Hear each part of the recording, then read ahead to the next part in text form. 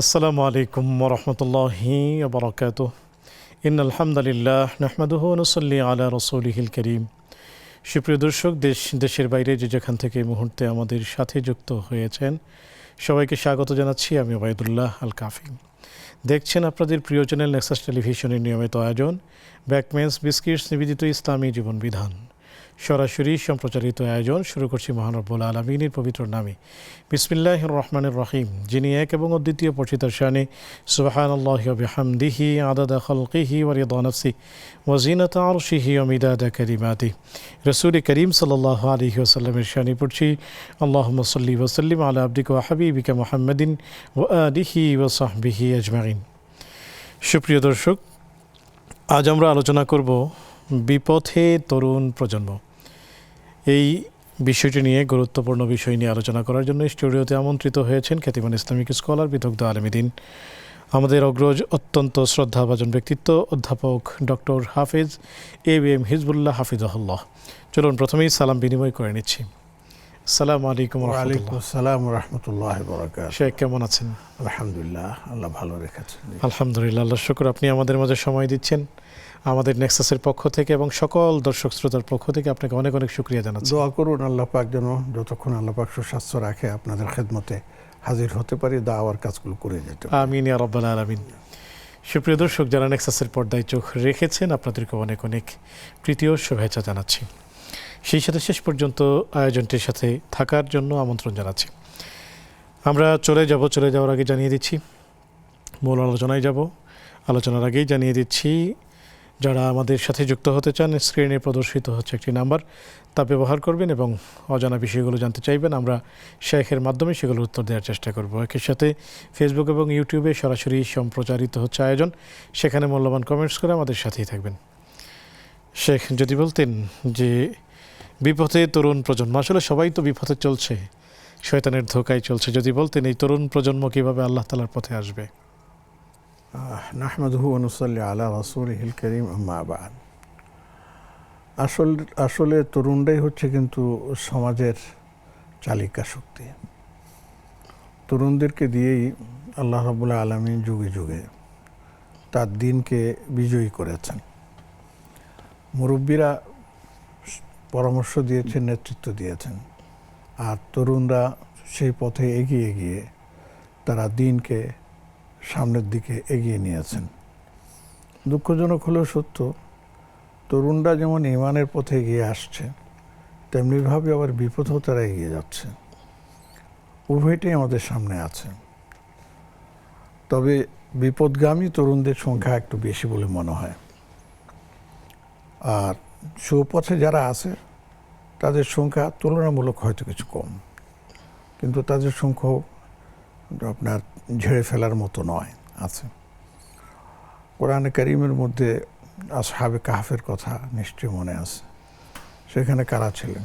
সেই তরুণরাই ছিলেন, আর সেই নামেই সূরা কাহফ নামকরণ করা হয়েছে।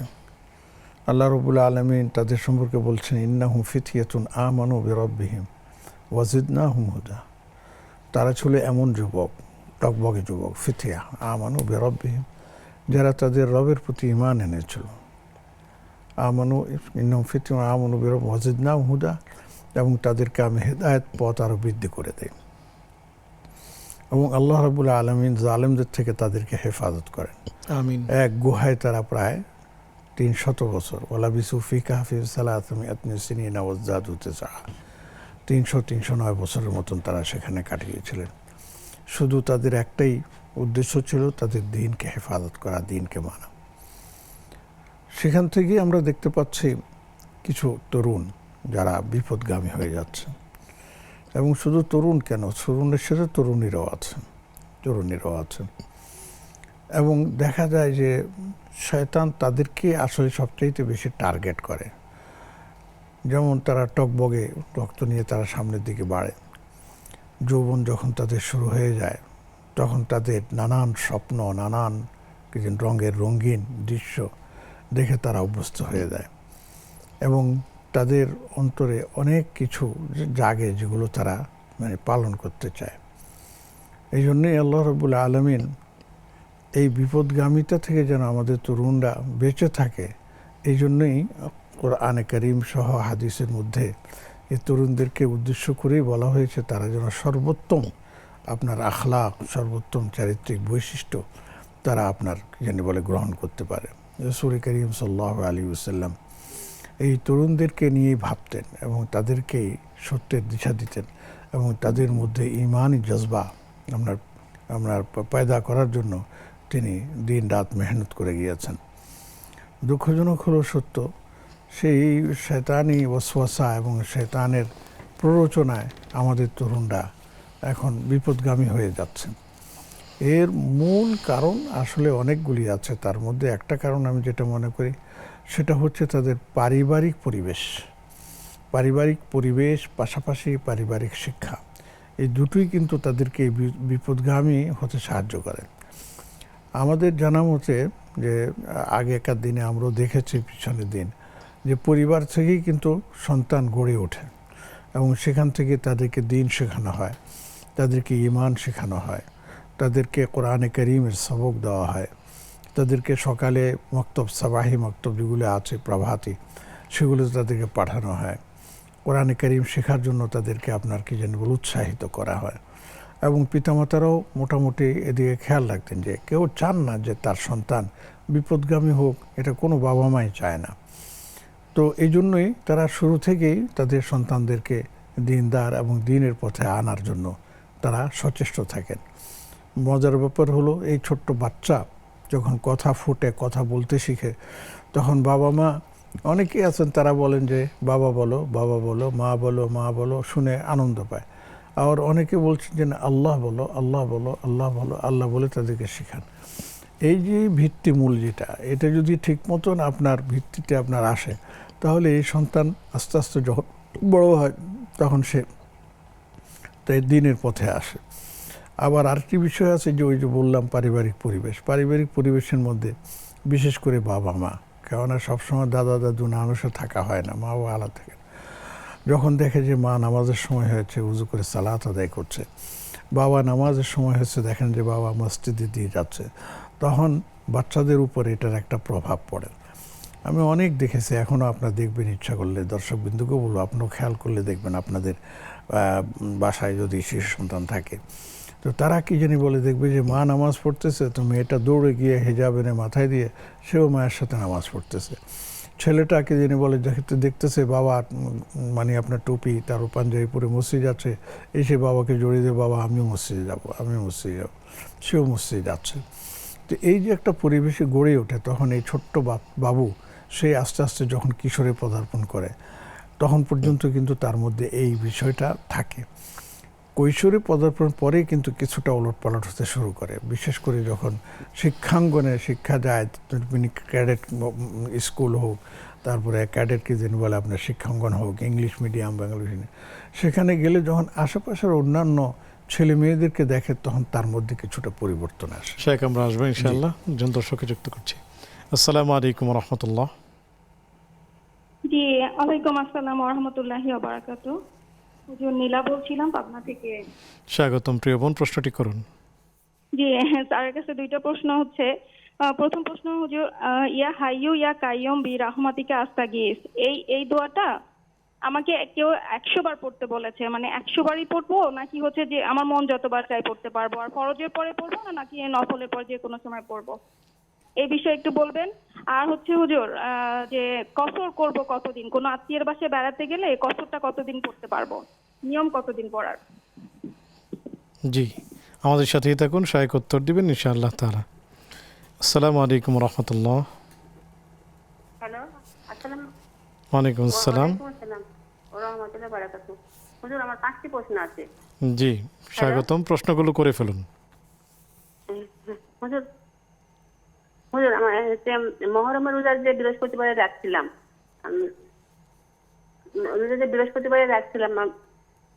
জি, হ্যালো, তা আমি যদি নিয়ত করি যে আল্লাহ মহরমের রোজা রাখছি, বৃহস্পতিবারে রোজা রাখছি, তাহলে কি আমি দুটো রোজা সব পাবো হুজুর?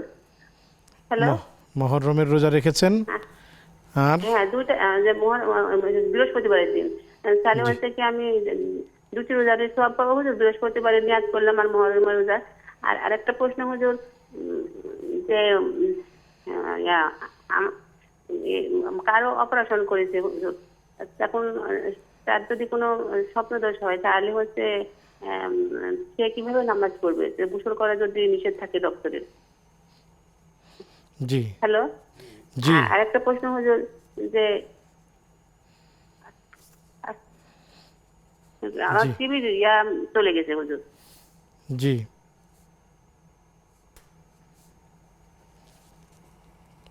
জি, আমাদের সাথেই থাকুন, সহায়ক উত্তর দিবেন ইনশাআল্লাহ তাআলা। শেখ, আমরা কি প্রশ্নে চলে যাব? জি, যেতে পারি। আমাদের বোন নীলা জানতে চেয়েছেন, ইয়া হাইয়ু ইয়া কাইয়ুম, কেউ একজন ওনাকে পরামর্শ দিয়েছেন 100 বার নামাজের পরে পড়বে, তো তিনি কি কম বেশি পড়তে পারবেন কিনা? এটা আল্লাহ রাব্বুল আলামিনের 99 নামের দুটি নাম। আল্লাহ রাব্বুল আলামিনের যে কোনো নাম যে কোনো সময় আপনার পড়ার বিধান আছে, পড়তে পারবেন। ইয়াদাল জালাল ওয়াল ইকরাম, আল্লাহ অনেক বেশিবার পড়তেন। ইয়া হাইয়ু ইয়া কাইয়ুম বিরহমাতিকা আস্তাগীথ আসলিহ লি শানি কুল্লাহ ওয়া লা তাকিলনি ইলা নাফসি তারফাতা আইন, এটা আলাদা দোয়াই আছে। সকাল সন্ধ্যা পড়াটা হচ্ছে সবচেয়ে উত্তম, এবং সংখ্যার দিক থেকে কোনো বাধা নেই। আপনি যতবার ইচ্ছা আপনি পড়তে পারবেন, কোনো অসুবিধা নেই, এবং যে কোনো সময় পড়তে পারবেন। আপনি শুয়ে আছেন, আপনার মনে হলো আল্লাহর একটু জিকির করবেন, আপনি বলতেছেন ইয়া হাইয়ু ইয়া কাইয়ুম বিরহমাতিকা আস্তাগীথ, পড়তে পারবেন। রান্নাঘরে কাজকর্ম করতেছেন, আপনার মনে হলো ইয়া হাইয়ু ইয়া কাইয়ুম বিরহমাতিকা আস্তাগীথ, পড়তে পারবেন। যে কোনো সময় পড়া যাবে, এবং সংখ্যার কোনো নির্ধারিত সংখ্যার মধ্যে এটা সীমাবদ্ধ নয়, যতবার ইচ্ছা পড়া যেতে পারে। জাযাকুমুল্লাহ খায়রান। কসরের নামাজ কতদিন পড়তে হয়? কসরের নামাজ আসলে আমাদের প্রচলিত যে মাযহাব আছে, হানাফি মাযহাব অনুযায়ী 15 দিনের কথা বলা হয়। 15 দিন পর্যন্ত কসরের নামাজ পড়া যায়। অবশ্য অন্যান্য মাযহাবে 3 দিনের কথা বলা হয়। তাও যদি আপনি সেই 48 মাইল অতিক্রম করে যান এবং রানিং অবস্থায়ও আপনি যদি আপনার এলাকা ত্যাগ করেন, তখন থেকে আপনি কসর শুরু করতে পারেন। এবং যেখানে যাবেন সেখানে গিয়ে পৌঁছানোর পর আপনি 2 দিন বেড়াবেন, 3 দিন বেড়াবেন, 4 দিন বেড়াবেন। আপনি যে কদিন বেড়াবেন সেই কদিন আপনি কসরে থাকবেন। বাসায় ফেরত আসা পর্যন্ত, নিজের বাসার এরিয়াতে আসা পর্যন্ত এই কসর চলবে। সর্বোচ্চ 15 দিন, সর্বনিম্নের কোনো বিধান নেই। 1 দিন, 2 দিন, 3 ছোট হতে পারে। জি, জাযাকুমুল্লাহ খায়রান। মুহররমের রোজা বৃহস্পতিবার তিনি রেখেছেন, তো একই সাথে চাচ্ছেন বৃহস্পতিবারের যে সুন্নাহ সেটিরও যেন সওয়াব পান এবং মুহররমের যে সওয়াব সেটিও যেন পান। এটি আসলে সম্ভব কিনা? আসলে তিনি একটা জায়গায় একটু ভুল হয়ে গেছে। সেটা হচ্ছে আশুরার দিন কিন্তু বৃহস্পতিবার ছিল না, আশুরার দিন ছিল শুক্রবার। শুক্রবার। তো যেহেতু তিনি বৃহস্পতিবার রোজা রেখেছেন, উনি দুটো সওয়াব পাবেন। একটা পাবেন বৃহস্পতিবার দিন নবীজি সাল্লাল্লাহু আলাইহি ওয়াসাল্লামের সুন্নাহ অনুযায়ী রোজা রেখেছেন, সেটা পাবেন। 2 নম্বর সওয়াব পাবেন যে রমাদানের পরে সবচাইতে বরকতময় এবং আফজল রোজা হচ্ছে মুহররম মাসের। সেই অনুযায়ী তিনি মুহররম মাসে রেখেছেন, এই জন্য তিনি সওয়াব পাবেন। কিন্তু আশুরার দিনের যে রোজা আরেকটা আছে, যদি সেটা রাখতেন 10ম তারিখে, মানে অর্থাৎ শুক্রবার দিন আমাদের দেশের হিসাব অনুযায়ী, তাহলে তিনি 1 বছরের পেছনের গুনাহ মাফ করার সে ফজিলতা পেয়ে যেতেন। এখন যেহেতু তিনি বৃহস্পতিবার রেখেছেন, শুক্রবার রাখেন নাই, কাজে আমরা সে ব্যাপারে বলতে পারছি না। বাকি আল্লাহ যদি ওনাকে সওয়াব দেন, এটা ওনার ইখতিয়ার। জাযাকুমুল্লাহ খায়রান। কান অপারেশন করা হয়েছে, গোসল যদি ফরজ হয়, ফরজ গোসল তাহলে কিভাবে করবেন? এটা সহজ। যেখানে আপনার কি জানি বলে ফরজ গোসল করা প্রয়োজন, কিন্তু ডাক্তারের নিষেধ আছে অথবা সেটা করা সম্ভব হচ্ছে না, সেক্ষেত্রে তিনি তায়াম্মুম করে নেবেন। তায়াম্মুম করে তিনি নামাজ আদায় করে নেবেন। যে অবস্থায় আছেন ওই অবস্থায় থেকে নামাজ আদায় করবেন। তবে অনেকে বলেছেন যে পরবর্তী যখন তিনি ভালো হয়ে যাবেন, ভালো হওয়ার পর তিনি গোসল করে পবিত্র হয়ে যে কয়দিনের নামাজ এভাবে আদায় করছেন সেগুলো আবার রিপিট করে নেবেন। কিন্তু যদি আল্লাহ না করে এই অবস্থায় যদি তিনি মারা যান বা কিছু হয়, তাহলে তার গুনাহ হবে না, তার এগুলি নামাজ হিসেবে গণ্য হয়ে যাবে ইনশাআল্লাহ। জাযাকুমুল্লাহ খায়রান। শেখ, আমরা একটি বিরতি নিব। জি। সুপ্রিয় দর্শক, দেখছেন আপনাদের প্রিয় আয়োজন ব্যাকমেস বিস্কিটস নিবেদিত ইসলামী জীবন বিধান। অনুষ্ঠানের এই পর্যায়ে নিচ্ছি ছোট্ট একটি বিজ্ঞাপন বিরতি। ফিরছি একটু পর, আমাদের সাথেই থাকুন।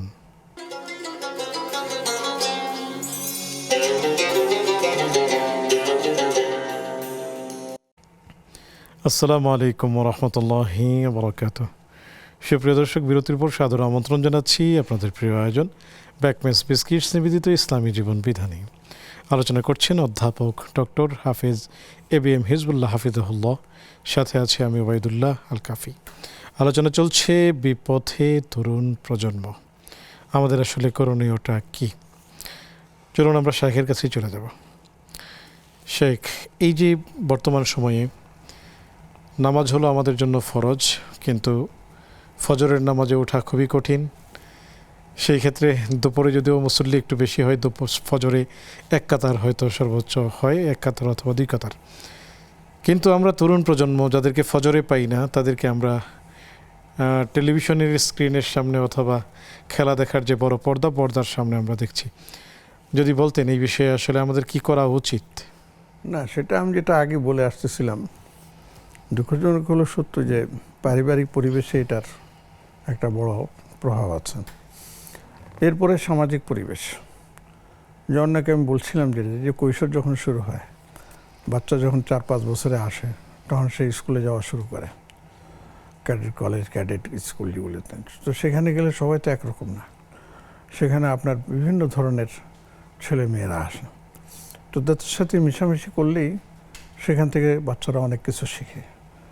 আর বাচ্চারা হচ্ছে আসলে অনুকরণ প্রিয়, অন্যকে কিছু করতে দেখলে তার মাঝেও সেটা করার জন্য আপনার ইচ্ছা জাগে। আর এখানে বিভিন্ন ধরনের আপনার ছেলেমেয়েরা থাকে। এখন নামাজের সময় হয়েছে, আমাকে নামাজ পড়তে হবে, আমার কোন প্রতিষ্ঠানে এটা আছে? এটা তো আমরা অনেক প্রতিষ্ঠান দেখি না। কোনো কোনো প্রতিষ্ঠান অবশ্যই এই ব্যাপারে একটু সজাগ, এটা খুবই হাতে গোনা কয়েকজন। এবং দেখা যায় হয়তো জোরের সময় হয়েছে, বাচ্চাদেরকে বলছে যাও মসজিদে নামাজ পড়ো, বা নামাজের বিরতি দেওয়া হয়েছে, মেয়েদের জন্য আলাদা আছে। এটা খুব কম, হাতে গোনা। তো এগুলি না থাকার কারণে ছেলে মেয়েদের অন্তরে যে দিন শেখার একটা মহাব্বত, এটা তারা পায় না। শেখ, আমরা আসবো জি, দর্শকদের নিয়ে। আসসালামু আলাইকুম রহমতুল্লাহ। ওয়ালাইকুম আসসালাম রহমতুল্লাহ বরকাত। মারহাবা বিকুম। জি, প্রশ্নটি করুন। নামাজের পরে আয়াতুল কুরসি পড়লে খুব একটা আমল আছে যে, বুঝছেন? জি, ওই আয়াতুল কুরসিটা যদি ওই বৈঠকে নামাজ শেষই পড়াটা বাধ্যতামূলক, নাকি পড়লেও অসুবিধা নাই? আর জি। দোয়া মাসুদার আগে কোনো দোয়া আছে কিনা শেষ বৈঠকে স্পেশাল? এই উত্তরটা সুলতান শেখ আপনার কাছে জানতে চাইছিলাম। জি, আমাদের সাথেই থাকুন, শায়েক উত্তর দিবেন ইনশাআল্লাহ তাআলা। আসসালামু আলাইকুম রহমতুল্লাহ। ওয়ালাইকুম আসসালাম। জি জি জি, স্বাগতম আপনাকে। এই প্রশ্নগুলো করুন। জি, ওই যে আমি যেটা বললাম যে প্রথম প্রশ্নটা আমার শুনছেন, আপনার কান অপারেশন।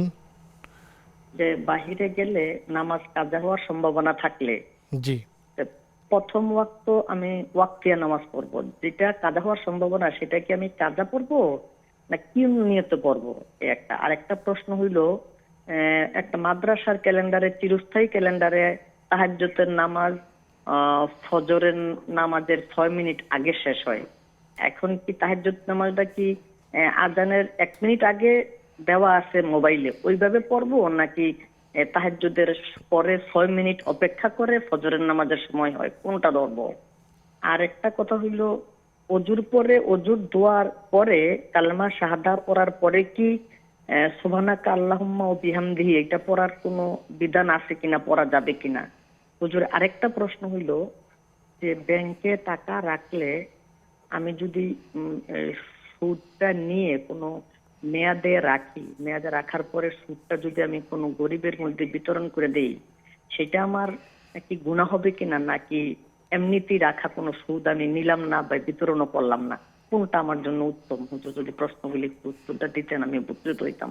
জি, আপনি আমাদের সাথে থাকুন প্রিয় বোন, শায়েক উত্তর দিবেন ইনশাআল্লাহ তাআলা। আসসালামু আলাইকুম রহমতুল্লাহ। ওয়ালাইকুম আসসালাম। আমি চিটাগং থেকে বলছি, মিশু। স্বাগতম প্রিয় বোন, প্রশ্নটি করুন। জি, হুজুর, আমাদের দেশে তো প্রচলিত অনেক তো আমি যখন পাসপোর্ট বানাতে যাই, NID বানাতে যাই, ওয়ারিশ বানাতে যাই, তখন আমার থেকে কিছু টাকা খোঁজে, তখন আমার বাধ্য হয়ে দিতে হয়। এটা কি দেওয়া জায়েজ? এটা কি আমার গুনাহ হবে নাকি? কিছু আমি শুনছি কিছু কিছু ক্ষেত্রে ঘুষ দেওয়া যায়। তারপর আরেকটা ছোট কোশ্চেন হচ্ছে যে আমি প্রত্যেক 5 ওয়াক্ত নামাজের পর দোয়াতে বলি যে আল্লাহ তুমি আমার নামাজ, দোয়া, ওযু এগুলো কবুল করে নিও, আর কোনো শিরক ও বিদআত করলে আমাকে ক্ষমা করে দিও। এইটাকে বললে কি বিদআত হয়ে যাবে? আমি প্রত্যেক 5 ওয়াক্তে বলি সবসময়। থ্যাংক ইউ, এটাই কোশ্চেন ছিল। কখন কখন দোয়া করে থাকে, নজর পড়ে? সিজদাতে বলি প্রত্যেক 5 ওয়াক্ত নামাজের পর, ফরজের না, যখন তখন 5 ওয়াক্ততেই বলি। তো এটা কি বিদআত হয়ে যাবে? আর আমার কি এই দোয়াটা পড়া উচিত? আমি যদি দোয়াটা না পড়ি আমার কি নামাজে ভুল হলে কি কোনো কিছু হবে? জি, আমাদের সাথেই থাকুন, সহায়ক উত্তর দিবেন ইনশাআল্লাহ তাআলা। শেখ জাযাকুমুল্লাহ। আমাদের বোনেরা অনেক কিছু জানতে চেয়েছেন। আয়াতুল কুরসি দুবুরা কুল্লি সালাতিন মাকতুবা, প্রত্যেক ফরজ নামাজের পরে পড়তে হয়। এই পর বলতে কি একেবারে সালাম ফিরিয়ে তাৎক্ষণিকই পড়তে হবে, না কখন পড়বে?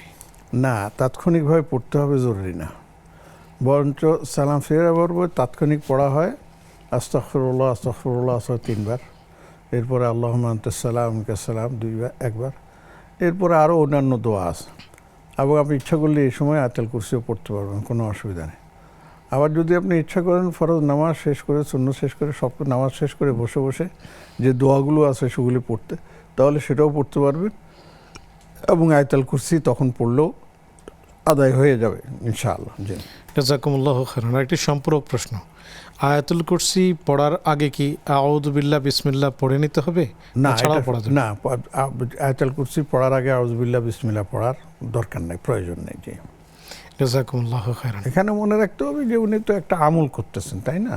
হ্যাঁ, যদি বলেন যে আমি কোরআন তেলাওয়াত করতেছি, তাহলে সেখানে সময় আউযু বিল্লাহ বিসমিল্লাহ পড়ার একটা সুযোগ আছে, অন্যথায় এটা পড়ার দরকার নেই। আমি দোয়া হিসেবে পড়তেছি। জাযাকুমুল্লাহ। শেষ বৈঠকে দোয়ায়ে মাসুরার আগে অন্য কোনো দোয়া আছে কি পড়ার? না, অন্য দোয়া বলতে কোনো নির্ধারিত দোয়া নেই। আপনি যদি ইচ্ছা করেন শেষ বৈঠকে তাশাহুদ পড়লেন, দুরূদ শরীফ পড়লেন, পড়ে এরপরে আপনি আল্লাহুম্মা ইন্না নাসআলুকাল জান্নাতা ওয়া নাউযু বিকা মিনান নার এটাও পড়তে পারবেন। আল্লাহুম্মা ইন্না নাউযু বিকা মিন আযাবিল কবর ওয়া নাউযু বিকা মিন আযাবিন নার এটাও পড়তে পারেন। এরপরে আল্লাহুম্মা ইন্না নাস্তাঈনুকা, এই যে আল্লাহুম্মা ইন্নী যালামতু নাফসি যুলমান এটাও পড়তে পারবেন।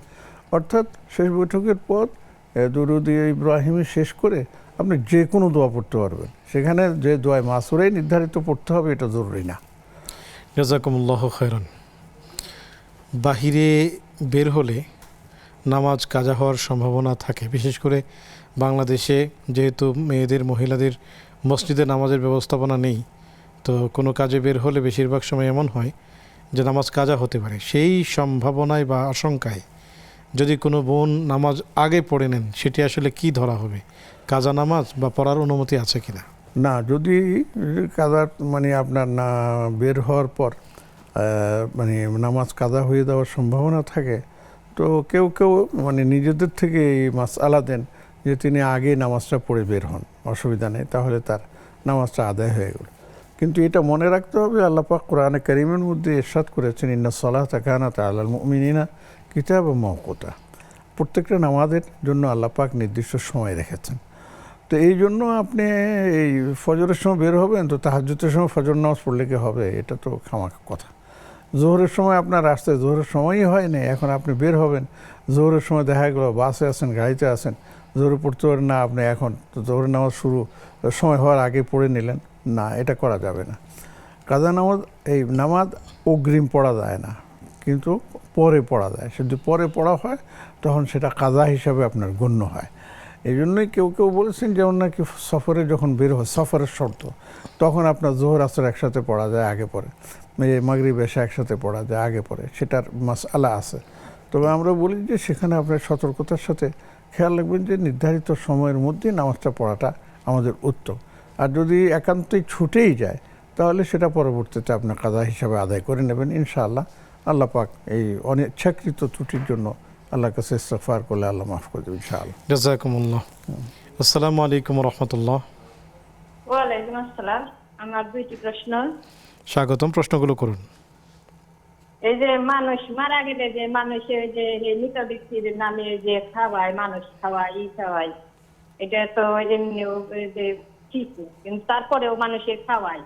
এক্ষেত্রে তারা অনেকেই গরিব, এত টাকা পয়সা নেই, তারপরেও হয়তো অনেকেই তাদেরকে সাহায্য সহযোগিতা করে, তারপরে টাকা পয়সা দিয়ে মানে এরকম আয়োজন করি।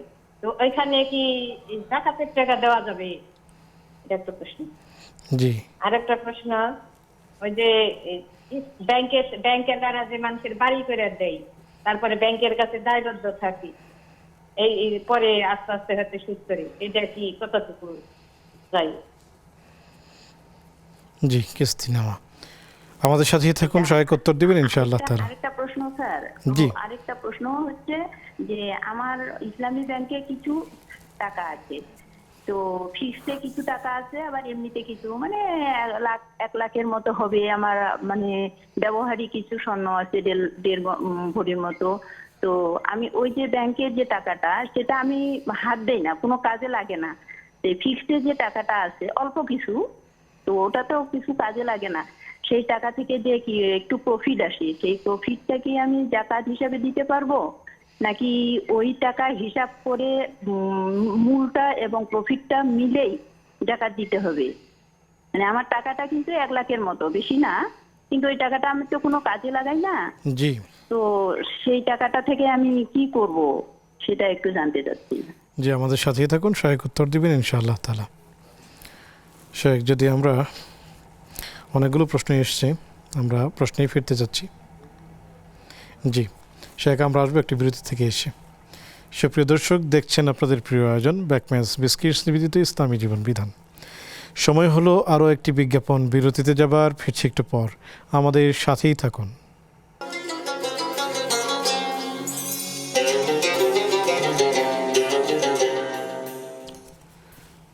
আসসালামু আলাইকুম ওরহমতুল্লাহি ওবরাকাতুহু। সুপ্রিয় দর্শক, বিরতির পর সাদর আমন্ত্রণ জানাচ্ছি আপনাদের প্রিয় আয়োজন ব্যাকম্যাচ বিস্কিটস নিবেদিত ইসলামী জীবন বিধানে। আলোচনা করছেন শেখ অধ্যাপক ডক্টর হাফেজ ইবিএম হিজবুল্লাহ হাফিজাহুল্লাহ, সাথে আছে আমি ওবাইদুল্লাহ আল কাফি। আলোচনা চলছে বিপথে তরুণ প্রজন্ম। পেয়েছি আপনাদের বেশ কিছু প্রশ্ন, জানতে চলে যাচ্ছি সরাসরি শেখের কাছে। শেখ, ক্যালেন্ডারে যে নামাজের সময়সূচি আছে সেটি কি ফলো করা যাবে কিনা? তারা তো নামাজের সময়সূচি দিয়েছে ফলো করার জন্যই, তাই না? আর মুশকিল হচ্ছে যে একসময় ছিল যে তারা নির্ধারিত সময়ের আগে পরে মিলিয়ে প্রায় 6 মিনিট আগ পর করত। যে ফজরের সময় সে এখন আপনার 3:44 মিনিটে সময় শুরু হয়ে যায়, 45 মিনিটে শুরু হয়ে যায়, তো ওনারা সেখানে হয়তো দিয়ে দিয়েছেন 3:48 মিনিট বাজেতে। অর্থাৎ মানে এটাকে কি বলে, মানে কয়েক মিনিট হাতে রেখে তারপরে মাগরিবের সময় এরকম প্রায় প্রত্যেক নামাজে এরকম। কিন্তু এখন সবার হাতে হাতে স্মার্টফোন আছে, সবার কাছে আইফোন আছে, এক্স আছে, এবং সেখানে নিয়মিত আপডেট আছে সময় কখনো। অতএব এখন আর ওই সময়ে লস করার দরকার নেই। বেশির চেয়ে বেশি 1-2 মিনিট আপনি এদিক সেদিক করতে পারেন, 6 মিনিট পর্যন্ত অপেক্ষা করার কোনো প্রয়োজন নেই। এমনকি ইফতারির সময় নির্ধারিত টাইম যখন হয়ে যায়, আপনি 30 সেকেন্ড 1 মিনিট পরে আপনি ইফতারি শুরু করতে পারেন। মসজিদে আজান হলো কি হলো না এটা আমার দেখার বিষয় না, সময় হয়ে গেছে, আমি ইফতারি শুরু করে দিলাম। তো এখন যে প্রশ্ন আসছে সেই প্রশ্নের আলোকে বলতেছি যে ফজরের সময় 1 মিনিট বাকি আছে আজান দিতে বা আপনার ফজরের নামাজ শুরু হতে, এখন আপনি আল্লাহু আকবার তাহাজ্জুদের নামাজ শুরু করে দিলেন, 1 মিনিটে তাহাজ্জুদের নামাজ পড়া যায়? তো অন্তত 2 রাকাত তো পড়তে হবে, 2 মিনিট তো সময় লাগবে। তো কেন আমি সেখানে তাড়াহুড়া করতে যাব? আমি যখন পড়তে পারি না, আগামী দিন চেষ্টা করবো অন্তত ওকে 10 মিনিট আগে ওঠার, এবং 10 মিনিট আগে আমি উজু টুজু করে তখন আল্লাহু আকবার নামাজ পড়ি, এটাই নিয়ম। আর ওই সুন্নত ফজরের নামাজ পড়ার জন্য আমি 6 মিনিট অপেক্ষা করব, কোনো দরকার নেই। ফজরের নামাজের সময় হয়ে গেছে, 1-2 মিনিট পরে আপনি আল্লাহু আকবার বলে সুন্নত ফরজ পড়তে পারেন মেয়েদের বেলায়, আর ছেলেদের বেলায় সুন্নত পড়ে জিকির আজকার করবেন, তারপর মসজিদে গিয়ে সময় মতো নামাজ আদায় করবেন। জাযাকুমুল্লাহু খাইরান। শেখ, সুবহানাল্লাহি ওয়া বিহামদিহি, সুবহানাল্লাহি ওয়া বিহামদিহি, এই যে দোয়াটা আজানের পরে পড়বে না কখন পড়বে? আজানের আগে পরে সুবহানাল্লাহি ওয়া বিহামদিহি দোয়া আছে, এটা আমার জানা নেই। কারণ আজানের পরে যে দোয়া আছে সেটা হচ্ছে আল্লাহুম্মা সাল্লি আলা মুহাম্মদ, শেষ হলো, শেষ করে আপনি আল্লাহুম্মা রাব্বা হাযিহি দাওয়াতি দাম্মা, এই পুরো একটা দোয়া আছে। এই দোয়াটা আপনি পড়বেন। নবীজি সাল্লাল্লাহু আলাইহি সাল্লাম ইরশাদ করেছেন যে কেউ আজানের পরে এই দোয়া পড়বে তার জন্য আমি সুপারিশ করব। তো এই ইয়েটা করেন, সুবহানাল্লাহ বিহামদি এটা আমার জানা নেই। শেখ, সুদের যে অর্থ সেটি কি গরিবদেরকে দিয়ে দেওয়ার জন্য ব্যাংক থেকে উত্তোলন করা যাবে কিনা, বা পরামর্শ কি থাকবে? পরামর্শ হচ্ছে অবশ্যই উত্তোলন করতে হবে, কারণ এই টাকা যদি ব্যাংকে রাখেন ওরা এই টাকা খাটাবে, তো আপনার তো সুদের টাকা আরও যেতে চলে যাবে, আপনার তো গুনাহগার হয়ে যাবে। অতএব দ্রুত সেই টাকা তুলে নিয়ে আপনি সওয়াবের নিয়ত করবেন না, সওয়াবের নিয়ত না করে আপনার গরিবদেরকে সেটা বিলি করে দিবেন, কিন্তু ভুলেও কোনো মসজিদ মাদ্রাসার মধ্যে দেবেন না। মাদ্রাসায় দিলেও সেটা বলে দিতে হবে, আর মসজিদে তো প্রশ্নই ওঠে না, কেননা এটা সওয়াবের নিয়ত ছাড়াই আপনাকে দিয়ে দিতে হবে। সওয়াবের নিয়ত করতে গেলেই আপনি মানে বিপদে পড়বেন, কেননা হারাম দিয়ে সওয়াবের নিয়ত করা যায় না। বাকি আপনি এই যে হারাম থেকে বাঁচার জন্য এই কৌশল অবলম্বন করছেন, আল্লাহ রাব্বুল আলামিন এতে খুশি হয়ে হয়তো আপনাকে আরও সওয়াব বেশি দিতে পারেন ইনশাআল্লাহ। কিন্তু টাকা তুলে ফেলতে হবে এবং গরিবদেরকে সওয়াবের নিয়ত ছাড়া দান করে দিতে হবে। জি, জাযাকুমুল্লাহ। পাসপোর্ট উত্তোলনের সময় বা যে কোনো কাজের ক্ষেত্রে উনি যদি ওইটা বলেছেন যে একটা ঘুষ দিতে হয়, তো বাধ্য হয়ে এই যে ঘুষ দেয়া, এটি কি আসলে বৈধ আছে কিনা? কোরআন একটা হাদিসে আছে, সম্ভবত হাদিস নিয়ে কিছু ইয়েও আছে, দ্বিমত আছে। ছোটবেলায় যারা পড়ছেন, আমরা পড়ছি, আর রাশি ওয়াল মুরতাশি কেলাহুমা ফিল নার, ঘুষ দাতা ঘুষ গ্রহীতা উভয়ই জাহান্নামে যাবে। আর এই পড়াগুলো এত কাজে লেগেছে পরবর্তীতে আল্লাহর বান্দারা, যে অনেকেই দিনদার যারা ছিলেন তারা ঘুষের নামও শুনতে পারতেন না, ঘুষ নেওয়া তো দূরের কথা, দেওয়া তো দূরের কথা, ঘুষের কাছেও যেতেন না। কিন্তু এখন আমাদের সমাজে আমরা এমন একটা বিপদে আছি যে অনেক কাজ, কিন্তু এক টেবিল থেকে আরেক টেবিল যাওয়ার ব্যাপারে সেখানে আপনার মানে ইয়ে দিতে হয়, ব্রিজ দিতে হয়। সেই ব্রিজটা হচ্ছে ঘুষের টাকা। ঘুষের টাকা দিবেন না, আপনার ফাইল একখান থেকে আরেকখান পর্যন্ত নড়বেন না। কোন বিষয়ে আপনি যাবেন, ভাষা বলেন, ডেস্কো বলেন, পাসপোর্ট বলেন। সেদিন এক পেপারও দেখলাম যে সবচেয়ে বেশি ঘুষের লেনদেন হয় পাসপোর্ট অফিসে, এরপরে হয় এনবিআর, এইসব খবরে আসছে, পেপারে আসছে সেটা। তো এই যে ঘুষ আমাদের থেকে নিচ্ছে এবং আমাদেরকে বাধ্য করছে, এটার জন্য আল্লাহ তাদেরকে ক্ষমা করুন, কি বলবো, তাদেরকে হেদায়েত দিকে হেদায়েত দান করুন। যারা আল্লাহর বান্দাদেরকে এভাবে কষ্ট দিয়ে ঘুষের টাকা আদায় করতেছে, এই ঘুষ তো ঘুষই, এটা তো হালাল হওয়ার তো কোনো সুযোগই নেই। কিন্তু এখন আমরা পড়েছি বিপদে। আমার এখন যেতে হবে ওমরায়, আমার যেতে হবে হজে, আমার যেতে হবে বিদেশে আপনার ট্যুরে অথবা কোনো কাজে। পাসপোর্ট ছাড়া তো আমি যেতে পারবো না, পাসপোর্ট বানাতে আমি বাধ্য। যখন আমি বাধ্য, তখন বলা হয় এটা যে কাজ না করলেই নয়, যে আপনি পারতেছেন না ঘুষ ছাড়া, সেখানে আপনি ঘুষ দিবেন এবং আল্লাহর কাছে চেষ্টা করবেন যে আল্লাহ আমি ইচ্ছাকৃত দিইনি, আমাকে বাধ্য করা হয়তো, আমাকে মাফ করে দিন ইনশাআল্লাহ। আল্লাহ জাযাকুমুল্লাহ। শেখ, আমরা দর্শকদেরকে অপেক্ষায় রাখবো না। আসসালামু আলাইকুম রহমতুল্লাহ। জি, কে আছেন আমাদের সাথে? আসসালামু আলাইকুম। ওয়ালাইকুম আসসালাম। জি, আমার প্রশ্ন হচ্ছে যে আমি মাঝে মধ্যে মানে আমার অনেক কষ্ট হয়, আমি রাত্রে ঘুমাতে পারি না, যেহেতু আল্লাহর বিধান এটা জানি সবাইকে একদিন চলে যেতে হবে, তারপরও আমি সন্তান হিসেবে অনেক কষ্ট পাই, করতে পারি না। আজকে 7 মাসের মধ্যে আমার আব্বা আম্মা দুজনে চলে গেছে, আমার আম্মা আগে, 4 মাস পর আমার বাবা। তো আমি মাঝে মধ্যেই বলি যে আল্লাহ, আমার আব্বা আম্মা এত কম সময়ের মধ্যে চলে গেল, এটা কি আমাদের জন্য মানে আপনি কি আমাদেরকে শাস্তি দিচ্ছেন কিনা? আমি যে এটা ভাবি এবং বলি, এটা কি আমার গুনাহ হবে কিনা, এটা বলাতে আর কি। আমি আমার আব্বা আম্মার জন্য অনেক মানে কষ্ট পাই, তাদেরকে ভুলতে পারি না আর কি, সবসময় কান্না করি আর কি, সবসময় খারাপ লাগে। তো আমার আরেকটা প্রশ্ন হলো যে আমার খুব জানতে ইচ্ছে করে, মানে সবসময় এটাই জানতে ইচ্ছে করে যে আমার আম্মা যে আমার আব্বার আগে মারা গেল, আমার আব্বার পাশে কিন্তু আমার আম্মা মারা গেছে, মানে আব্বা টের পাই না, এমন মানে যেভাবে স্ট্রেস ছিল আমার আম্মা নামাজ টামাজ করে আসার, সেভাবে মানে 2 মিনিটের মধ্যে আম্মা শোয়ার পরে মারা গেছে। তো আমার আব্বাও টের পাই না, উনি আমার আম্মা অনেক ভালো ছিল, অনেক ধৈর্যশীল ছিল, আমার আব্বা অনেক সযত্ন করতো। এর 4 মাস পরে আমার আব্বাও মানে মারা গেলেন। তো আমার আব্বা সবসময় রোজার মধ্যে মারা গেছে, আমার আব্বা 14 রোজায়, এই রোজায়। তো আমার আব্বা মরার সময় আমার আব্বাও, আল্লাহ তাআলা ওনাদেরকে জান্নাত নসিব করুন, আমরা দোয়া করছি। মানে জানতে চাচ্ছি ওনার কাছে, মানে আমার খুব ইচ্ছা যে আমার আব্বাও মৃত্যুর সময় কালিমা পাঠ করলো, আল্লাহ আল্লাহ জিকির করে আমার সামনে আমার আব্বা চোখ বুজে মারা গেল। এখন কি আমি এটা আল্লাহর কাছে সান্ত্বনা নিয়ে যে আল্লাহ আমার আব্বা আমাকে হয়তো উত্তম মৃত্যু দিচ্ছেন, উত্তম ভাবে নিতেন, ইমানের ভাবে। আমার আব্বা অনেক সহজ মানুষ ছিলেন, খুব আল্লাহ ভয় পেতেন। আল্লাহ আল্লাহ ওনাকে মাফ করে দিন, আমরা দোয়া করছি। আল্লাহ আমার জি। আব্বা আমাকে অবশ্যই ভালো রাখবেন, ইনশাল্লাহ ভালো রাখতেন। জি, আপনি আমাদের সাথেই থাকুন, শায়েখ আপনাকে পরামর্শ দিবেন কি আমল করলে আপনার আব্বু আম্মু কবরের মধ্যে শান্তি পাবেন। শুক্রিয়া। আসসালামু আলাইকুম রহমতুল্লাহ।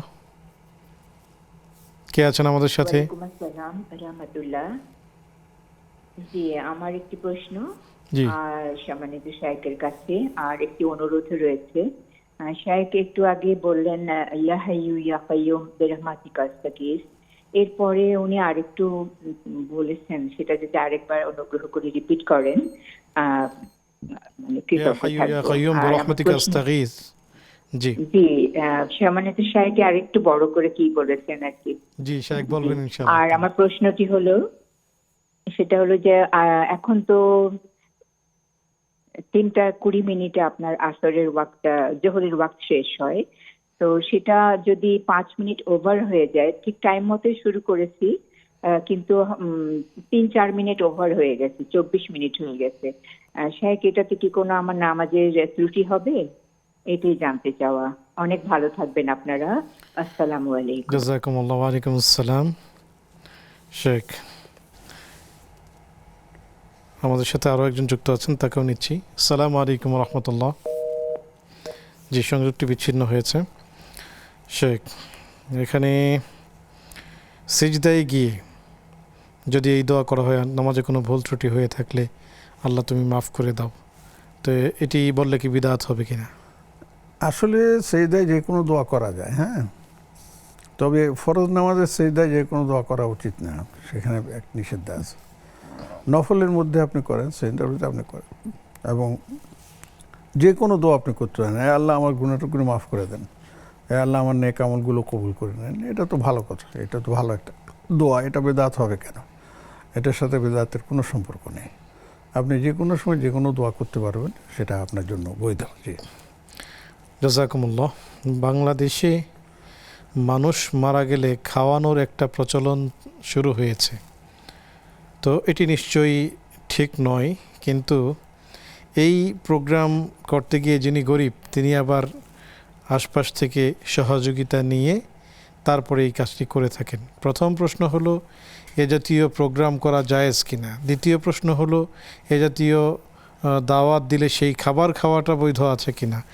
3 নম্বর প্রশ্ন হলো, চাঁদা করে এই প্রোগ্রামের আয়োজন আসলে আসলে আপনি বলছেন এটা, এবং যিনি প্রশ্ন করছেন উনি এটা বলছেন যে এটা আসলে ঠিক না। আমাদের দেশে এটা যে কোত্থেকে আসছে আমি জানি না। সনাতন ধর্মের মধ্যে এগুলো আছে, তারা 3 দিনের দিন খাওয়ার, তারা প্রসাদ বিতরণ করে 30-40 দিন, ওখান থেকে অনেকে বলেন যে এটা আছে। আমাদের ইসলামে এটার কোনো অবস্থান নেই, কোনো স্থান নেই। একজন লোক মারা গেছে, আপনাকে আনন্দ উৎসব করার জন্য খাওয়ার আয়োজন করবেন, এটা কেমন? তার প্রতি তো একটা অপমান না করতেছেন আপনি। এই জন্য আমি এটাকে খুবই কঠোরভাবে নিষেধ করি। যদি কেউ করতে চায়, তাকে জোর করে হলেও নিষেধ করা হয় যে না, এটা করা যাবে না। বরঞ্চ এইটা করতে গিয়ে যে টাকা পয়সা খরচ হবে, যাদের সামর্থ্য আছে, তারা এটা সাদকা জারিয়া হিসাবে কবুল করেন, যে মাইয়েতের জন্য চলে যাবে। আর মাইয়েতের টাকা দিয়ে তো এটা করাই যাবে না। ব্যক্তিগত যদি কেউ করে ভাই বোন, সেটা ছেলেমেয়েরা, সেটা ভিন্ন কথা। আর চাঁদাবাজি করে এগুলি করা, এটা তো কোনো অস্তিত্ব নেই, এটা করা যাবে না। অতএব আমি বলবো যে আপনি নিজে খাবেন, আবার গরিবদেরকেও খাওয়াবেন বলে আপনি এই ধরনের আয়োজন করবেন, এটা উচিত নয়। হ্যাঁ, যদি আপনার সামর্থ্য থাকে, আপনি গরিব মানুষকে ডেকে এনে 2-4 বেলা বা 5-7 জনকে আপনি খাইয়ে দেন, কোনো অসুবিধা নেই। কিন্তু এটাকে কেন্দ্র করে আত্মীয় স্বজন, পাড়া প্রতিবেশী সবাইকে অনেক জায়গায় আছে বাধ্য করা হয় এটা করার জন্য। এটা একেবারেই ঠিক না। বরঞ্চ কঠিনভাবে তারা রুখে দাঁড়াবেন যে না, আমার বাবা মারা গেছে, আমি খাওয়াবো না, আপনার তাতে কি? বাবার কি দিন বলে কষ্ট হবে আপনার, সেই দায়িত্ব আল্লাহর উপর ছেড়ে দেওয়া আপনার করার দরকার নেই।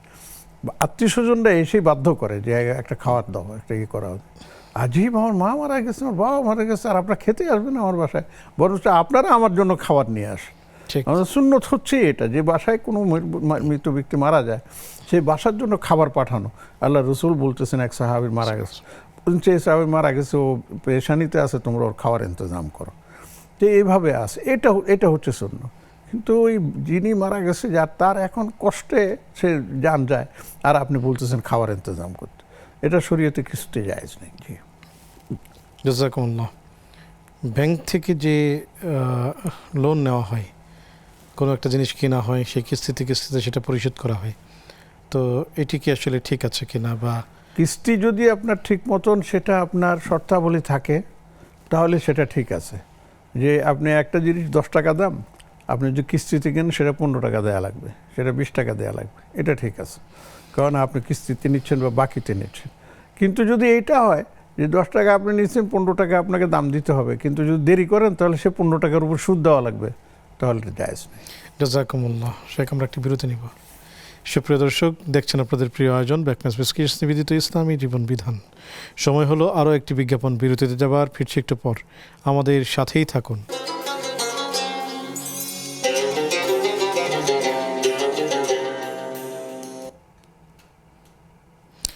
আসসালামু আলাইকুম রহমতুল্লাহি ওবরাকাতুহু। সুপ্রিয় দর্শক, বিরতির পর সাদর আমন্ত্রণ জানাচ্ছি আপনাদের প্রিয় আয়োজন ব্যাকম্যাচ বিস্কিটস নিবেদিত ইসলামী জীবন বিধানে। আলোচনা করছেন অধ্যাপক ডক্টর হাফেজ বিএম হিজবুল্লাহ হাফিজাহুল্লাহ, সাথে আছে আমি ওবায়দুল্লাহ আল কাফি। আলোচনা চলছিল বিপথে তরুণ প্রজন্ম। বেশ অনেকগুলো প্রশ্নও পেয়েছিলাম আপনাদের, সেই প্রশ্নগুলোর উত্তর জানতে আমরা শেখের কাছে চলে যাচ্ছি। শেখ, ইসলামী ব্যাংকে বেশ ছোট্ট একটি অ্যামাউন্ট জমা আছে, এখন সেখান থেকে যে প্রফিট আসে সেই প্রফিট দিয়ে কি জাকাত দেওয়া যাবে কিনা, এবং জাকাত দেওয়ার ক্ষেত্রে প্রফিট সহ হিসাব করতে হবে না প্রফিটটিকে আলাদা রাখা যাবে? আসলে যদি জাকাতের যে নিসাব, সেই নিসাব পরিমাণ যদি না থাকে তাহলে তো জাকাতই তার উপরে ফরজ হয় না, আসে নাই। এমন সেটা যদি উনি বললেন প্রায় লাখখানেক টাকা আছে, তো 1 লাখ টাকা এখন জাকাত আসে না। কেননা 52.5 তোলা রূপার দাম যদি আমরা 5,000 টাকা করেও ধরি তাহলে 5 × 5 = 25, প্রায় 2-2.5 লাখ টাকার কাছাকাছি যেতে হয়, 1 নম্বর। 2 নম্বর হচ্ছে যে ব্যাংকের প্রফিট সহ আপনার জাকাতের হিসাব করতে বলেন অনেকে, যদি সেটাকে আমি মূল টাকার সাথে যোগ করি, কিন্তু আমরা সেটাকে একটু আলাদা রাখি, এই জন্য যে ব্যাংকের প্রফিটটা সেটা ইসলামী ব্যাংকই হোক আর ব্যাংক হলে তো ওরকে, কেননা তাদের এই প্রফিটের মধ্যে সন্দেহজনক অনেক বিষয় আছে, যার কারণে এটাকে পুরা অনেকে হালালও বলতে রাজি না, ঠিক আছে? তো এই জন্য এই টাকা দিয়ে আপনি এই জাকাত আদায় করবেন, সেই জাকাত আপনি আদায় হবে বলে মনে হয় না।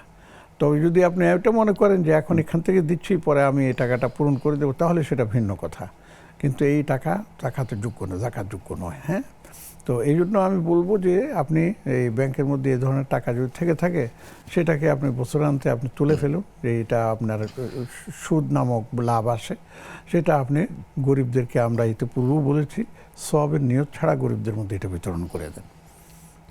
জাযাকুমুল্লাহু খায়রান। শেখ একজন বর্ণনা দিয়েছেন, ওনার আব্বা এবং আম্মা অল্প সময়ের ব্যবধানেই চলে গিয়েছেন, তো যাওয়ার সময়টা খুব ভালো ছিল, লক্ষণ ভালো জিকিরের সাথে, তো এখন ওনার জন্য করণীয় কি? উনি সান্ত্বনা বাণী চাচ্ছেন, আসলে অন্য কিছু না। আমরা এরকমও জানি যে স্বামী আপনার ইন্তেকাল করেছে, তার আধা ঘন্টা পরে স্ত্রীও ইন্তেকাল করেছেন, স্ত্রী আগে ইন্তেকাল করেছেন, দেখা যায় 1 ঘন্টা পরে স্বামীও চলে গেছেন, এরকম বহুত ঘটনা ঘটে। তাদের আন্তরিক মহাব্বত, আন্তরিক প্রেম প্রীতি থাকার কারণে অনেক সময় এটা হয়। অতএব তিনি তো অন্তত 4 মাস ব্যবধান পেয়েছেন আর কি, মা এবং বাবার ইন্তেকাল। আগে মা মারা গেছেন, 4 মাস পরে বাবা মারা গেছেন, এবং তিনি যে বর্ণনা দিয়েছেন আমরা আশা করি ইনশাআল্লাহ এটা তার জন্য খুবই খুব সুন্দর একটা আপনার লক্ষণ। অতএব আপনাদের জন্য যেটা এখন করণীয় সেটা হচ্ছে, যখনই বাবা মার কথা মনে হয় তখন আল্লাহ রাব্বুল আলামিনের শেখানো দোয়াটা আমরা পড়ি, রব্বির হামহুমা কামা রাব্বায়ানি সগীরা। আমরা এটা বারবার পড়তে থাকি। আবার বাংলাও বলতে হয়, আল্লাহ আমার আব্বা আমাকে মাফ করে দেন, জান্নাত নসিব করে দেন, তার কবরকে আপনাকে দেন জান্নাতের টুকরায় পড়ে, আমরা সেই দোয়া করতে থাকি। ইনশাআল্লাহ এগুলি কাজে লাগবে। আর যদি সামর্থ্য থাকে তাহলে বাবা মার রুহে সাদাকা হিসাবে কিছু দান সাদকা করেন, গরিবদেরকে খাওয়ান। তারপরে আপনি গরিবদেরকে খাওয়ান মানে ওই ঘটা করে যেটা করা হয় সেটা না, এমনি মাঝে মাঝে কিছু গরিবদেরকে খাওয়ালেন, তারপর কোনো মাদ্রাসায় আপনি কিছু দান করলেন, মসজিদে দান করলেন, গরিব যারা আছে তাদের চিকিৎসার জন্য কিছু দান করলেন, আয় আল্লাহ এর উসিলে আপনি আমার আব্বা আমাকে মাফ করে দেন।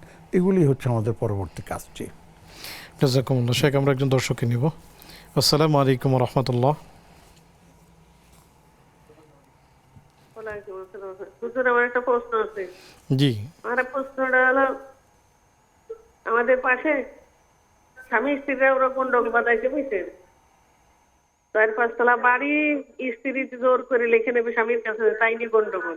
ছেলে মেয়ে জোর করে মারিছে স্বামীরে, মারামারি করেছে, লিখে দেবে জোর করে। তারপর ও বলেছে যে আমি তালাক দিলাম, তালাক দিলাম, তুই আমার বাড়িতে চলে যা। এতে কি তালাক হবে? আর একটা প্রশ্ন আছে, জি, সঞ্চয়পত্র কিনে সেই টাকা দিয়ে কি কুরবানি হবে? কিসের টাকা? সঞ্চয়পত্র সমিতি। জি জি, আমাদের সাথেই থাকুন, শেখ উত্তর দেবেন ইনশাআল্লাহ তাআলা। শেখ আমাদের কাছে জানতে চেয়েছিলেন যে ইয়া হাইয়ু ইয়া কাইয়ুম, তার সাথে আপনি একটু দীর্ঘ বলেছিলেন। আচ্ছা, আমি এটা বলছি, তার আগের প্রশ্নের একটু জবাব দিয়ে নিই। ওই যে বাবা মায়ের ইন্তেকালের কথা বলেছেন, সেখানে একটা হাদিস আছে যে মানুষ মারা গেলে তার সব আমল বন্ধ হয়ে যায়, 3টা আমল বাকি থাকে। তার মধ্যে একটা হচ্ছে ওয়ালাদুন সালিহুন ইয়াদউ লাহু, তার নেক সন্তান, সেই নেক সন্তান তার জন্য যে দোয়া করে। কাজে আমি আমার বোনকে বলবো যে আপনি বাবা মার জন্য দোয়া করে সেই নেক সন্তানের অন্তর্ভুক্ত হয়ে যান, এক। আর ওই যে দোয়াটা বলছেন, আসলে এটা দোয়াটা বড় আর কি, যেমন নাকি ইয়া হাইয়ু ইয়া কাইয়ুম বিরাহমাতিকা আস্তাগীস, এটা অনেকেই জানেন। এরপরেরটা হচ্ছে আসলিহ লি শাআনি কুল্লাহ, আল্লাহ আমার সকল বিষয়টাকে আপনি সুন্দর করে দেন। ওয়ালা তাকিলনি ইলা নাফসি তরফাতা আইন, আল্লাহ আমাকে আমার নিজের দিকে এক মুহূর্তের জন্য ফিরিয়ে দিয়েন না, সব কিছু আপনি কন্ট্রোল এবং নিয়ন্ত্রণ করেন। এটি হচ্ছে তার অর্থ। তার মানে পরেরটা হচ্ছে কি আসলিহ লি শাআনি কুল্লাহু ওয়ালা তাকিলনি ইলা নাফসি তরফাতা আইন। এটা আপনি বিভিন্ন বইতে আছে, সেখান থেকে দেখে নেবেন ইনশাআল্লাহ। জি, জাযাকুমুল্লাহু খাইরান। জোহরের সময় একেবারে শেষের দিকে যদি নামাজ উনি পড়েন, সেই ক্ষেত্রে নামাজ হবে কিনা? জোহরের নামাজের শেষের দিকে বলতে, যদি জোহরের সময় শেষ হওয়ার আগে পর্যন্ত পড়ে ফেলেন, তাহলে তো অবশ্যই নামাজ হয়ে যাবে। এখন পড়তে পড়তে যখন দেখা যায় যে না, জোহরের নামাজ, উনি আমার যেটা মনে পড়তেছে বলছেন 3:24 মিনিট, তিনি পড়তে পড়তে সেটা হয়তো আরও ওভার হয়ে গেছে, কয়েক মিনিট এগিয়ে গেছে, তাহলেও ইনশাআল্লাহ হয়ে যাবে, কোনো অসুবিধা নেই, চিন্তার কারণ নেই। তবে আমি বলবো, দেখেন আসসালাতু ফি ওয়াক্তিহা, নবীজির হাদিস আসছে যে এর নাম কি, যে নামাজের সময় হয়ে গেলে তোমার নামাজটা আদায় করে নাও। কিছু মনে করবেন না যে আমাদের মা বোনদের কিন্তু এই ব্যাপারে অনেক গাফলতি আছে। কিছু কিছু ব্যতিক্রম যে নাই তা না, অনেকে আছেন যে আজান হওয়ার সাথে সাথে সমস্ত কাজকর্ম ফেলে আগে নামাজ পড়েনি, তারপর অন্য কাজ। আর আমাদের অনেক মেয়েদের অবস্থা হয়েছে এই যে কাজ করতে করতে একবার হয়রান হয়ে গেছে, এখন গোসল করবে না ভাত খাবে না কেমন নামাজ পড়ে, সে দিশা পায় না। তাহলে কিন্তু এটা ঠিক না। আমি বলবো যে আগে নামাজকে মোকাদ্দাম করুন, নামাজকে আগে অগ্রাধিকার দিন অন্যান্য কাজের তুলনায়, সেই কাজগুলো করা যাবে, কিন্তু নামাজ সময় মতন পড়ুন। 2, 3 নম্বর হচ্ছে যে 3:24 বাব যেতে না, আমাদের দেশে আসরের নামাজের সময় বর্তমানে যেটা হয় সেটা হচ্ছে 4:42 মিনিট। 4:42 মিনিট। হ্যাঁ, আমাদের কিছু আহলে হাদিস ভাই আছেন, তাদের ক্ষেত্রে তারা বলে যে 4টার আশেপাশে তাদের নামাজের সময় হয়ে যায়, আসরের নামাজের সময় হয়ে যায়। তো এই সময়টা আপনি যদি সামনে রাখেন তাহলে ইনশাআল্লাহ কোনো সমস্যা হবে না। জি, জাযাকুমুল্লাহু খাইরান। শেখ, স্বামীর কাছ থেকে জোর করে স্ত্রী বাড়ি লিখে নিয়েছেন, উনি রাগ করে বলেছেন যে তালাক দিয়ে দিয়েছেন।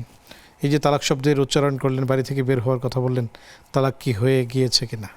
1 নম্বর হচ্ছে স্ত্রী যতই জোর করে স্বামী থেকে আপনার লিখে নেক, এটা তার জন্য বৈধ না, এটা তার জন্য হারামের পর্যায়ে চলে যাবে। কেননা এই জোর করে সম্পত্তি লেখা নেওয়া এখন আমাদের দেশে একটা রেওয়াজ হয়ে গেছে। ছেলেরা বাবা মা থেকে জোর করে লিখে নিচ্ছে, মেয়েরা যত লিখে নিচ্ছে, ভাইরা বন্ধু থেকে লিখে নিচ্ছে। এটা মানে একেবারেই নিষেধ, একেবারেই নিষেধ। আল্লাহ রাব্বুল আলামিন দেখেন আমাদের চলার জন্য বাবাদের সম্পত্তি মায়েদের সম্পত্তির মধ্যে আমাদের হক নির্ধারণ করে দিয়েছেন। তাহলে এখানে জোর করে লেখা নেওয়ার কী আছে? আরে বাবা, তুমি আজকে জোর করে নিয়েছো, কালকে মারা গেলে তোমার এগুলো যাবে কোথায়? এগুলো বুঝো না? আর এগুলো নিয়ে কোথায় যাবা? কবরে যাবা? এগুলো তো আমাদের বোঝা উচিত। 1, 2 নম্বরে হচ্ছে এর সাথে সাথে তালাকের প্রশ্ন এসছে। আমরা আমাদের এখান থেকে তালাকের কোনো মাসআলা দেই না। আমি বলবো যে আপনি মেহরবানি করে আপনার এলাকার যে সমস্ত বিজ্ঞ আলেমরা আছেন তাদের সাথে আলোচনা করুন, তাদের সাথে বিষয়টা আলোচনা করে সেখান থেকে লিখিত আকারে আপনারা দেন, তারা লিখিত জবাব দিয়ে সে অনুযায়ী আপনি আমল করেন। জাযাকুমুল্লাহু খাইরান। সঞ্চয়পত্রের টাকা দিয়ে কোরবানি করা যাবে কিনা? সঞ্চয়পত্র যদি কি জানি বলে আপনার এর নাম কি হালাল দিয়ে টাকা দিয়ে সঞ্চয়পত্র কিনেন, তাহলে সেই সঞ্চয়পত্র কি জানি বলে বিক্রি করে আপনি সে হালালটাকে তো ফেরত পাচ্ছেন। হ্যাঁ, সঞ্চয়পত্রের সাথে যে লভ্যাংশ দেওয়া হচ্ছে এবং কোথাও সুদ লেখা হয়, কোথাও লভ্যাংশ লেখা হয়, ওই টাকা দিয়ে আপনার কোরবানি দিবেন না, ওই টাকা দিয়ে যাকাত দিবেন না, কারণ এটাকে আমরা সুদ মনে করি এবং সুদ হারাম, এবং সেটা দিয়ে কোরবানি বা আপনার দান সদকা জায়েজ নেই। জি, জাযাকুমুল্লাহু খাইরান শেখ, অনেক অনেক শুকরিয়া, খুবই চমৎকারভাবে আপনি প্রশ্নগুলো জানালেন। জাযাকুমুল্লাহ। ওয়াইয়াকুম জাযাকুম। সুপ্রিয় দর্শক, আল্লাহ রাব্বুল আলামিন আমাদের তরুণ প্রজন্মকে সঠিক পথে পরিচালিত করার তৌফিক দান করুন।